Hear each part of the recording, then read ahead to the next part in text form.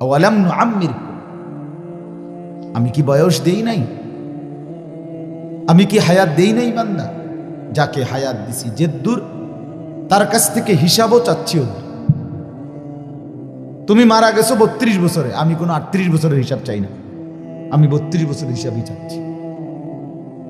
তুমি মারা গেছো 60 বছর, আমি 70 বছরের হিসাব চাচ্ছি না, আমি 60 বছরের হিসাবই নিচ্ছি। এই হলো এক।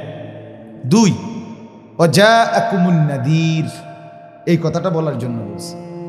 আল্লাহ বলেন আমি তোমাদের প্রত্যেকের কাছে আমার পক্ষ থেকে ভয় প্রদর্শনকারী বান্দা, আল্লাহর ভয়, কবরের ভয়, আখিরাতের ভয়, জাহান্নামের ভয়, পরকালের ভয় বুঝানোর মতো উপযুক্ত ভয় প্রদর্শনকারী বান্দা আমি পাঠিয়েছি।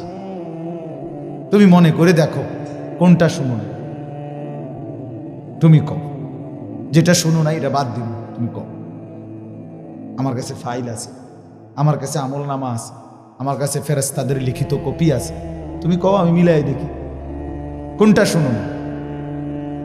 তাইলে ওয়াজাআকুমুন নাযীর এই আয়াতের তাফসিরে আছে প্রত্যেক অঞ্চলে, প্রত্যেক এলাকা, প্রতিটা মানুষের রাহবারি করার জন্য, পথ প্রদর্শনের জন্য, জাহান্নাম থেকে বাঁচাবার জন্য, জান্নাতের কথা বলার জন্য আল্লাহর কসম আল্লাহ তাআলা উপযুক্ত মনোনীত বান্দা, ইমাম, খতিব, আলেম, ওয়াইজ, আল্লাহওয়ালা, দাঈ ইলাল্লাহ প্রত্যেক অঞ্চলেই আল্লাহ তাআলা মনোনীত করে রেখেছেন।